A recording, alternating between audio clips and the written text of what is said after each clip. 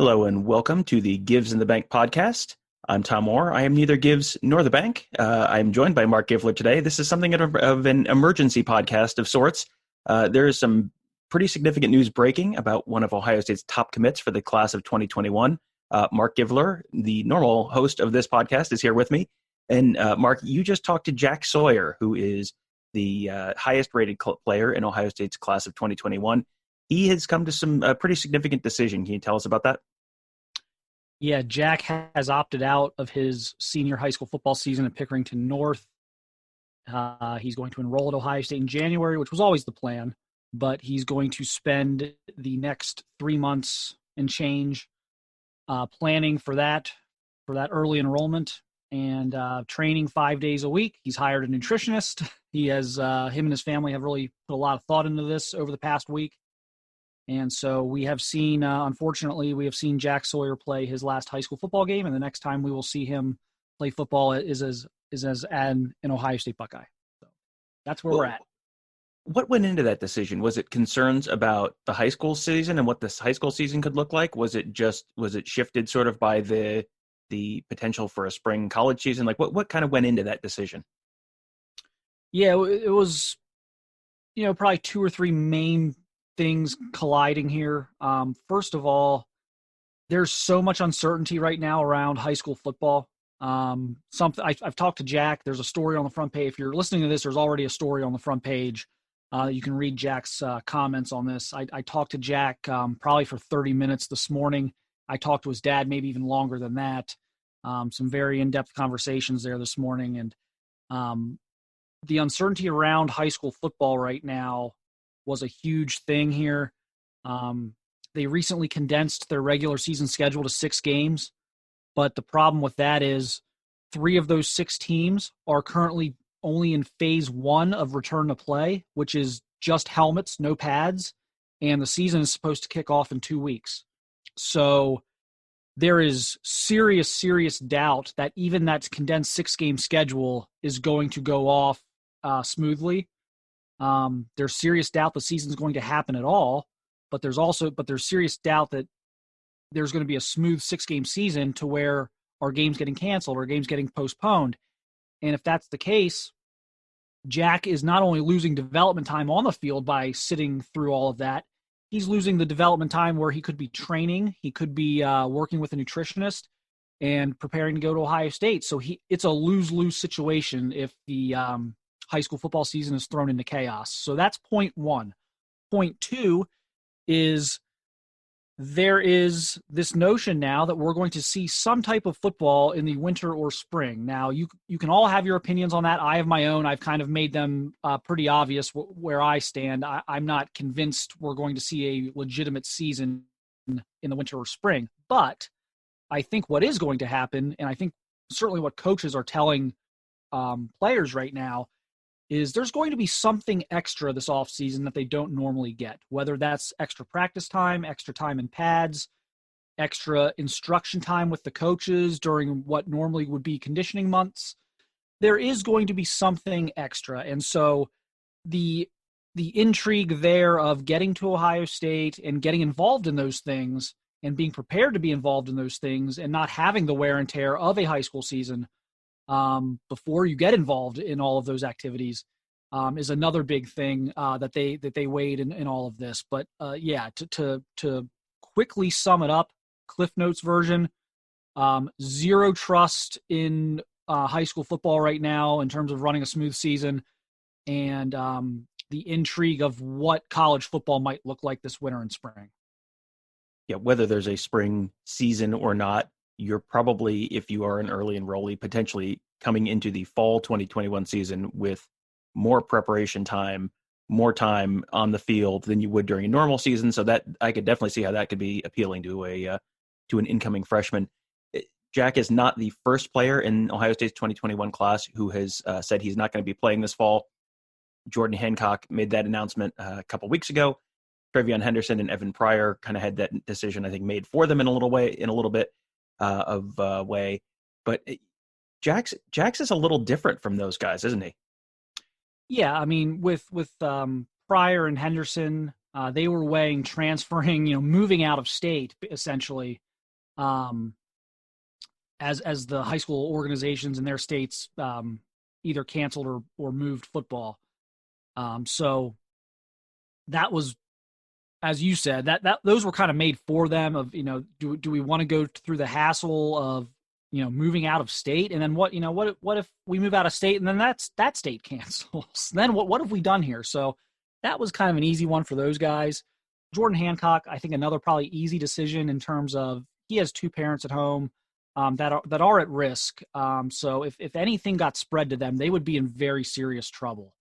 I'm not going to go into to one of the situations, as that's not information that's currently made public and that they don't want out there. But his mother Benita has been open about her situation. She is recovering. She just wrapped up radiation treatment for cancer, and that's a battle that she is going to have to fight for quite a few years. Her form of cancer apparently could take several years to be officially labeled as in remission or whatever. So that was an easy decision. This was very much a tough decision, and I don't think, I quoted Jack in the story because I thought that was the correct thing to do when it's the kids. The kid is the subject of the material. But I talked at length with his father, and I don't think he'd mind me sharing this, so I'm going to share this with everyone. They really struggled with this. A comment that was made to me was, this almost goes against everything we believe in. He wanted to play. He doesn't want to abandon his teammates. He's done extraordinary things over the years for his teammates. If you remember last year, they were basically without a quarterback. They were a 1-4 football team, and he went to the coaches and said, "I want to play. I'm going to play quarterback, and I'm going to get us." And he carried them into the playoffs playing quarterback, and ultimately suffered a knee injury and had surgery in the offseason to repair that injury. So he has been the ultimate team guy during his high school career. He's played wide receiver, he's played tight end, he's played linebacker, whatever has been asked of him over the years, he has done. And so this is really upsetting to them that they've had to come to this decision. But there simply is no faith in what this high school season is going to look like. And they're a few months away from heading to Ohio State. And after years of doing what is best for everyone around Jack, I think they just realized it was time to do what was best for Jack. And that is to go ahead and make this decision they made.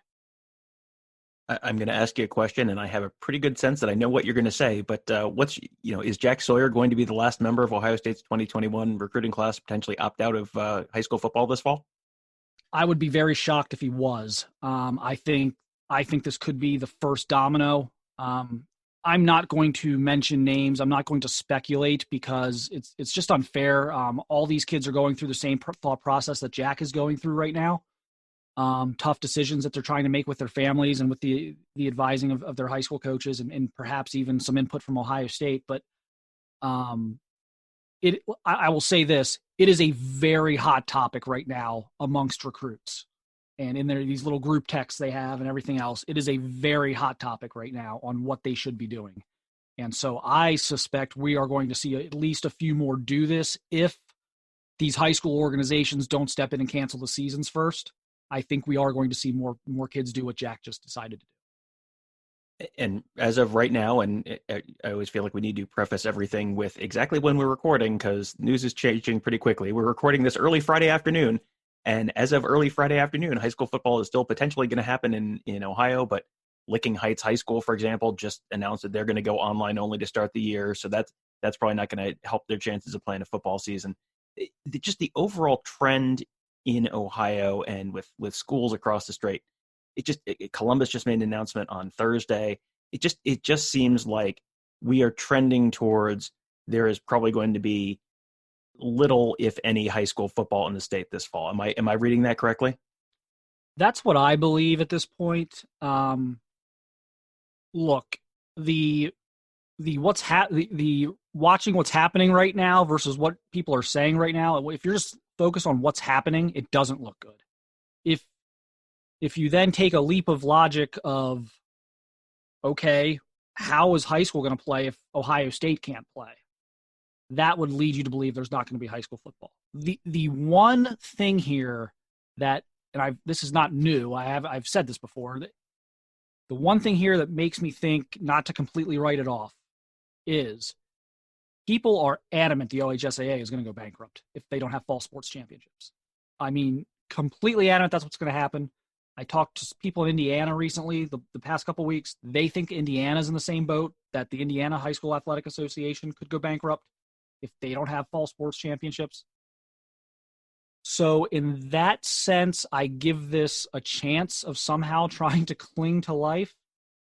But we are very much seeing the same type of discombobulation at the high school level as we are in college, where the colleges couldn't get on the same page. The conferences couldn't get on the same page with each other. The university presidents couldn't get on the same page with their coaches and their athletic directors.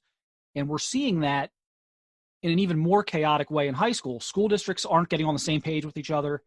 The Coaches Association and the OHSAA aren't on the same page. The Coaches Association and the high school administrators aren't on the same page. It's chaos right now. And I don't know how they're going to clean that up in 2 weeks. The season kicks off in 2 weeks, Tom. I don't know how they're going to clean this up. Like Jack told me today, they've got 6 games scheduled. 3 of those 6 teams are still in phase 1. They haven't put pads on yet. How are we kicking off in 2 weeks? And it doesn't look good. It's unfortunate here because I guess here's what frustrates me. If you're not going to play, if you think it's incredibly unlikely you're not going to play, you, and by you I mean the coaches and more specifically the OHSAA and the school districts, you're the adults here. Why does Jack Sawyer have to opt out before you cancel? Why does Jack have to be the one to have the courage to do this before you ultimately cancel? Because what they're doing is they're kind of passing the buck. And everyone knows I've been pro football at the college level that I thought they should have been able to find a way to make this work. So I'm not anti having football this fall. I'm just saying if you already know you're canceling, then kind of man up and cancel, and don't make Jack Sawyer go out there and opt out first before you cancel. I mean, I just think this is being the disorganization here is amazing. It really is. Well, I'm sure there will be further updates on this, whether it's other players or an update from the OHSAA coming next week. Bill, I promise, Bill will be back for next Wednesday's episode of Gives in the Bank, and you might hear from Marc and Bill again before then as things continue to develop on any number of fronts right now. Before we let you go, just want to remind you to search for Buckeye Scoop on Apple Podcasts, Google Podcasts, SoundCloud. You can find all of our great podcasts there. You can subscribe. Also, please leave us a rating and review there. That helps new listeners find our shows. Thank you guys for listening. Thank you for inviting me on this afternoon, Marc, to talk about Jack Sawyer's big decision. And Gives in the Bank will be back sometime next week.